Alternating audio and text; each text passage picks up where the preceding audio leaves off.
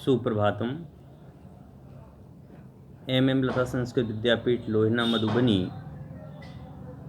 के शास्त्री प्रथम वर्ष के छात्रों के लिए आज का जो विषय है वह विषय है आचार का स्वरूप। तो इसमें जो आचार है उस आचार के स्वरूप की आज हमें यहाँ पर चर्चा करनी है। कहते हैं मानव जीवन की मूलभूत समस्या आकांक्षा है।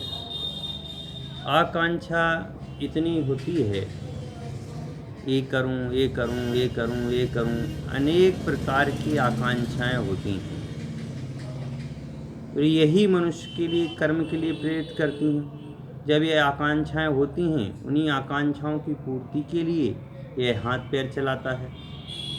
हाथ पैर चलाने का मतलब में है पुरुषार्थ करता है।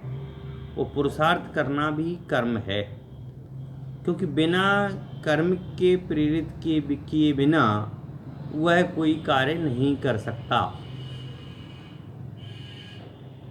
तो मनुष्य जो कर्म करता है वही उसका चरित्र है। भाई कर्म कैसे कर रहा है वो उसके आधार पर है।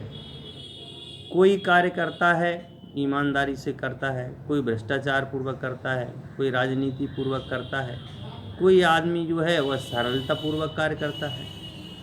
इसी प्रकार से जैसा वह कर्म करता है उसका चरित्र वही वह आचरण कहा जाता है। अतः कर्म, चारित्र और आचरण में सबसा भेद जो भी होता है वह क्रियात्मक दृष्टि के से कोई भेद नहीं है। मनुष्य जो कुछ करता है, सोचता है, बोलता है, वह सबका उसका आचरण कहलाता है। उसका जो सोचना है वह कैसा है, सकारात्मक है, नकारात्मक है, बोलना है वह कैसे बोलता है, सकारात्मक रूप से बोलता है, भावपूर्वक बोलता है। तो यह जो भी है वह उसका आचरण है। आचार का शाब्दिक अर्थ भी आचरण ही होता है और हम जो भी आचरण करते हैं वह सब आचार ही कहलाता है। अथवा कहें कि जिसका आचरण किया जाए वही आचार है। आचर्यति इति आचारः। आचारांग नियुक्ति में आचार के 10 भेदों की उन्होंने इसमें एक गाथा यहाँ पर दी हुई है।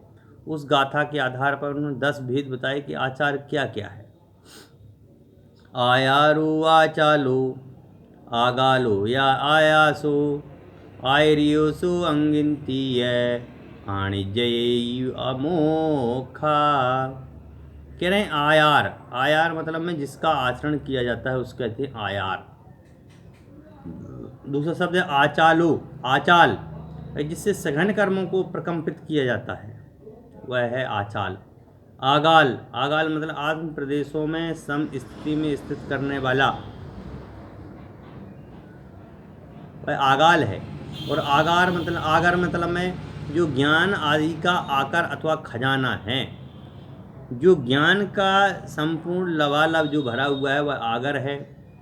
आश्वास मतलब जहाँ व्यक्ति अस्वस्थ होता है, सुख की सांस लेता है, वह आश्वास है। आदर्श मतलब जिसमें व्यक्ति स्वयं को देखता है। समझे? कहते हैं ना अपन आदर्श पुरुषोत्तम श्री राम, तो उन्होंने स्वयं को देखा, तो वही है आदर्श। अंग मतलब में जिसमें भाव आचार की अभिव्यक्ति होती है कि व्यक्ति के चेहरा को देख करके पता चल जाता है कि इसका आचरण कैसा होगा। आचरण जो आचरित होता है, जो जीवन में घटित हो ही रहा है उसका। और अजाति। अजाति मतलब में जिसमें ज्ञान आदि उत्पन्न होते हैं उसे अजाति कहते हैं। अमोख मतलब कर्म बंध से सर्वथा मुक्त करने वाला जो आचरण है वह आचरण ही सर्वश्रेष्ठ आचरण यहाँ पर बताया गया है। इस प्रकार से यहाँ पर आचार के संबंध में जो आचार का जो स्वरूप बताया है वह अपने जीवन में हमें आत्मसात करना चाहिए। बिना आत्मसात किए बिना कैसे होगा? इसलिए अपने जीवन में अपने विषय के प्रति, अपने कर्तव्यों के प्रति विवेकपूर्वक ईमानदारी से आचरित होने का नाम ही आचरण है। इस प्रकार आज अपन ने संक्षिप्त में इसकी चर्चा की। कल अन्य विषय इसी संबंधी विषय को आगे लेते हुए चर्चा करेंगे। जब तक के लिए धन्यवाद।